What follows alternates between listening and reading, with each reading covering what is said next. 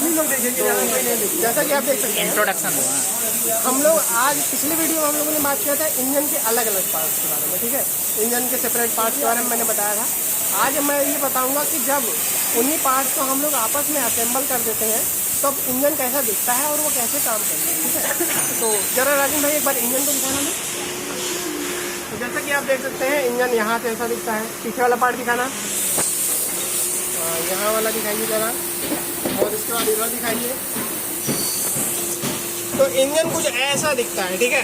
अब हम लोग एक एक पार्ट के, अरे इधर भी दिखा लीजिए, ठीक है। अब बताओ आगे से। अब हम लोग एक एक पार्ट के बारे में इंजन के देखेंगे, ठीक है। सबसे पहले जो ऊपर पार्ट दिख रहा है ये है एयर इनटेक मैनिफोल्ड, ठीक है, या फिर एयर इनटेक सिस्टम भी कहते हैं इसको, ठीक है। यहाँ पर ये जो पार्ट दिख रहा है यहाँ से हवा जो है वो अंदर आती है और उसके बाद यहाँ पर आप देख रहे होंगे ये 4 चीज़ें, हाँ, इन 4 जगहों से अलग अलग सिलेंडर में हवा जो है वो अंदर जाती है, ठीक है। तो ये है एयर इनटेक मैनिफोल्ड, ठीक है। अब ये जो एयर इनटेक मैनिफोल्ड होता है ये जाके एयर फिल्टर से जुड़ा होता है जिससे कि फिल्टर्ड हवा अंदर आती है, ठीक है। ये हो गया।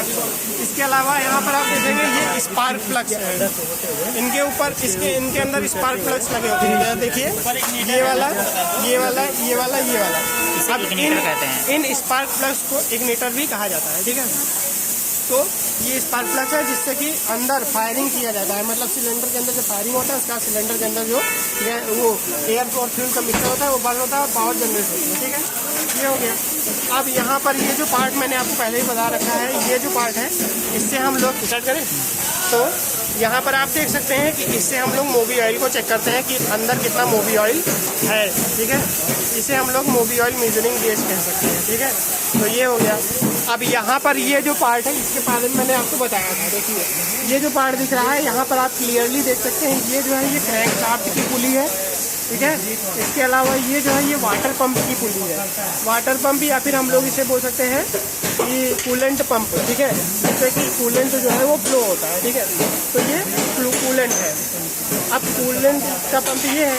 इसके अलावा यहाँ पर आप देख सकते हैं कि ये एक अल्टरनेटर का पंप है, ठीक है, जिससे कि अल्टरनेटर चलता है और पावर जनरेट करता है, ठीक है, एनर्जी, इलेक्ट्रिकल एनर्जी, इससे बैटरी चार्ज होती है और बाकी इलेक्ट्रिकल सिस्टम्स कार के काम करते हैं, ठीक है। और इसके अलावा इसी पुली से यहाँ पर आप देख सकते हैं कंप्रेसर चलता है। ये जो कंप्रेसर है इस कंप्रेसर से हम लोग रेफ्रिजरेंट को, कूलेंट को ठंडा करते हैं, ठीक है, जो रेफ्रिजरेंट होता है जिससे कि AC चलता है कार का, ठीक है। तो ये कंप्रेसर है। अब आगे आ जाओ भाई, आगे यहाँ पर आप फिर से देख सकते हैं ये है एग्जॉस्ट सिस्टम कार का, ठीक है। इंजन का एग्जॉस्ट सिस्टम ये है, यहाँ से एग्जॉस्ट गैसेस बाहर आती हैं। अब यहाँ पर आप एक बहुत अच्छी चीज़ नोटिस करेंगे कि जो एग्जॉस्ट सिस्टम है वो मेटल की बॉडी से बना हुआ है और जो इनटेक सिस्टम था वो फाइबर की बॉडी से बना था। ऐसा इसलिए क्योंकि जो इनटेक सिस्टम है वहाँ की हवा ठंडी होती है, इसलिए वो फाइबर की बॉडी से बना हुआ है। लेकिन जो एग्जॉस्ट गैसेस होती है वो बहुत ज़्यादा गर्म होती है, जिसलिए इसको मेटल की बॉडी से बनाया जाता है ताकि ये पिघलेगा, ठीक है। अब यहाँ पर आप देख सकते हैं कि ये क्या कहते हैं, कैटालिटिक कन्वर्टर लगा हुआ है।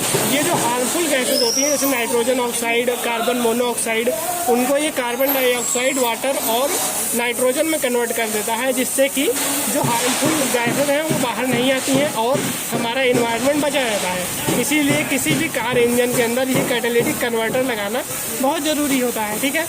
अब इसके अलावा आप देखेंगे यहाँ पर 2 चीज़ें हैं, ये चीज़ और ये दोनों ही पार्ट जो है ये ऑक्सीजन सेंसर है।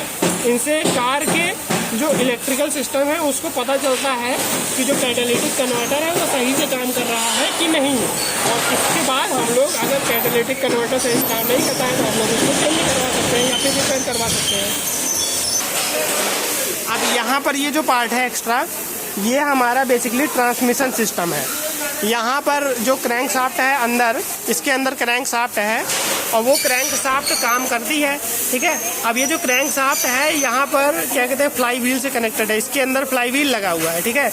और अगर आप यहाँ पर ध्यान से देखें तो ये जो पार्ट है यहाँ से बेसिकली हमें मैकेनिकल पावर का आउटपुट मिलता है। राजन रिकॉर्डिंग हो रहा है, हाँ, यहाँ से मैकेनिकल पावर का आउटपुट मिलता है, ठीक है। और इसके बाद ये जो है ये पीछे एक्सल से कार के कनेक्ट रहता है और कार के व्हील को ड्राइव कराता है ये सिस्टम, ठीक है। हो गया। अब ये जो इंटरकूलर आप देख सकते हैं, ये जो इंटरकूलर होता है ये कार के एसी सिस्टम में काम करता है, ठीक है।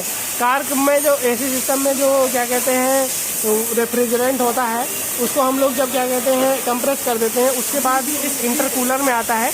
वो जो हीटेड रेफ्रिजरेंट होता है उसको हम लोग इसमें लाते हैं तो वो वापस से ठंडा हो जाता है, ठीक है। तो उसका ये काम होता है इंटरकूलर का, ठीक है। अब इसके बाद हम लोग